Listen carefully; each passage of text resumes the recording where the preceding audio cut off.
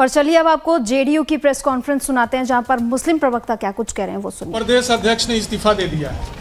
कई पत्रकार साथियों ने उनको फोन करके कहा था, मैंने कल भी यहाँ यस न्यूज़ पर एक अपने सिवान में मैंने बाइट दिया है, और माननीय मुख्यमंत्री श्री नीतीश कुमार जी ने जो बिहार को अल्पसंख्यक समाज के लिए जन्नत बना दिया है, उनके सारे बुनियादी मसलों को हल किया है, उनके खाने पीने में कोई परेशानी नहीं है, इंसाफ के साथ अमन और तरक्की के साथ उनको भी बराबरी का हक दे रहे हैं, तहफ़्फ़ुज़ का पैगाम दे रहे हैं, और इसी को आगे हम लोग बढ़ा रहे हैं। और माननीय मुख्यमंत्री जी ने हमेशा न्याय के साथ विकास किया, किसी के साथ भेदभाव नहीं किया है। और जो हमारे विरोधी दल हैं, कुछ छोटे लेवल के जो पहले कुछ हमारे कार्यकर्ता रहे होंगे, अभी कोई भी ऐसा, हमारी स्टेट बॉडी 52 संगठनिक जिला है और तकरीबन 225 के आसपास हमारे प्रदेश उपाध्यक्ष, प्रदेश महासचिव और प्रदेश सचिव और विशेष आमंत्रित हमारे सदस्य हैं, कार्यकारिणी के सदस्य हैं, किसी ने भी कोई इस्तीफा नहीं दिया। सब लोग माननीय मुख्यमंत्री श्री नीतीश कुमार जी के नेतृत्व में आस्था विश्वास व्यक्त कर रहे हैं। और हम लोगों को उम्मीद है कि माननीय मुख्यमंत्री जी जो भी कार्य करते हैं इस समाज के हित के लिए किए हैं। उन्होंने बहुत सारा काम किया है, हमारे सारे बुनियादी मसलों को हल किया है। अब आगे की बात जो है हमारी जो प्रवक्ता हैं बन अंजुम आरा जी करेंगे। बहुत बहुत शुक्रिया अशरफ भाई। आज बिहार प्रदेश जनता दल यूनाइटेड अल्पसंख्यक प्रकोष्ठ के द्वारा आयोजित प्रेस वार्ता में मौजूद तमाम, जो अभी अशरफ भाई ने हमारे सभी सम्मानित और माननीय हमारे साथियों का नाम लिया, आप सभी का स्वागत। और प्रिंट और इलेक्ट्रॉनिक मीडिया के साथीगण, छायाकार बंधुगण, आज बहुत ही महत्वपूर्ण विषय पे, और वो विषय अशरफ भाई ने आपके समक्ष रखा।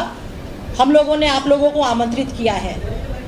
जब से सदन में वक्फ अमेंडमेंट बिल इंट्रोड्यूस हुआ, टेबल पर आया, बहस में हुआ, तब से हम लोग इस चीज़ को देख रहे हैं कि बहुत तरह की भ्रांतियाँ समाज में सुनने को मिल रही है। जैसे 2-3 दिन पहले से कि भगदड़ मच गई है, ये सारी चीज़ें स्पष्ट करेंगे अशरफ भाई, क्योंकि उस प्रकोष्ठ से हैं।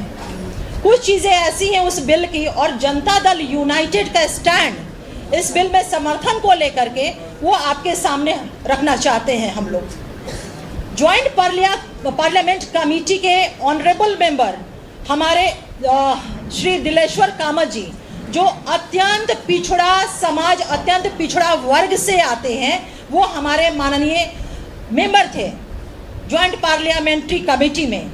और जनता दल यूनाइटेड का जो कंसर्न हम लोगों ने आदरणीय दिलेश्वर कामत जी के माध्यम से, जो पार्टी का कंसर्न था, जो हमने सुझाव दिया था, उस सुझाव को अक्षरशः पालन किया गया है। और हमारा जो कंसर्न था जेपीसी के समक्ष जो रखा था हम लोगों ने, वो था कि जो सामाजिक संगठनों के बड़े नेता थे, उन लोगों ने अपनी आशंकाएं, अपनी चिंताएं हमारे माननीय मुख्यमंत्री आदरणीय श्री नीतीश कुमार जी के समक्ष रखा था। और उन्हीं आशंकाओं और चिंताओं को हम लोगों ने जेपीसी के समक्ष हम लोगों ने रखने का काम किया था। जो हमारा सजेशन था, सजेशन भी कह सकते हैं और शर्त भी कह सकते हैं, अगर इसको दूसरे वे में कहें, हमारे सारे सजेशन को मान लिया गया था। 5 सुझाव हम लोगों ने दिया था जेपीसी के समक्ष, और वो 5 सुझाव बिल में, इनकॉर्पोरेट बिल में उसको लाया गया, तो हमारी पार्टी ने समर्थन दिया। पहला जो हमारा सुझाव था, जमीन राज्य का मामला है, लैंड स्टेट मैटर है, और इसलिए कानून में भी ये प्राथमिकता बरकरार रहेगी।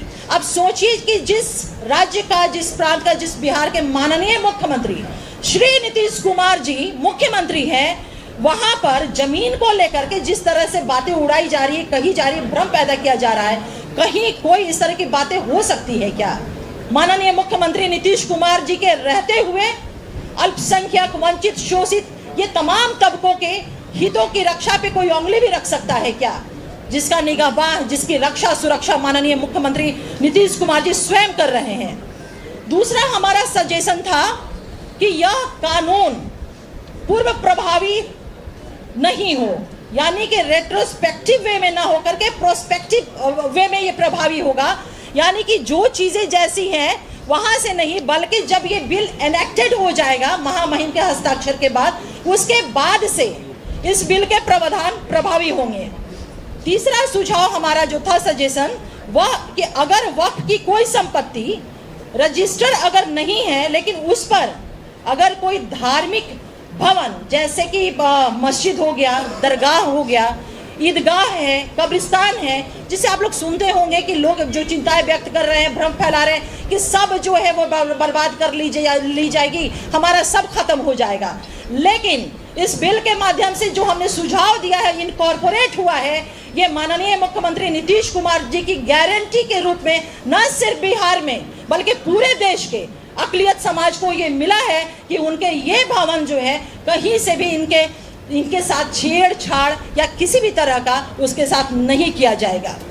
चौथा हमारा सजेशन रहा है, जो इनकॉर्पोरेट हुआ है, जिसको माना गया है, वक्फ संपत्ति से जुड़े विवादों के निराकरण के लिए जिलाधिकारी से ऊपर के अधिकारी को अधिकृत किया जाए। तो देखिए, वक्फ बिल को लेकर किस तरह से तमाम जो पार्टियां हैं वो सामने आकर अपना अपना पक्ष रख रही हैं। जेडीयू की ओर से प्रेस कॉन्फ्रेंस की गई, जिसमें पार्टी के जो तमाम मुस्लिम नेता हैं वो सामने आए और उन्होंने कहा कि क्या कुछ बिंदु उन्होंने जेपीसी के सामने रखे थे, 5 बिंदु रखे थे, वो सभी एक्सेप्ट किए गए। लाइव टाइम्स पर खबरों का सिलसिला लगातार जारी है, बने रहिए लाइव टाइम्स।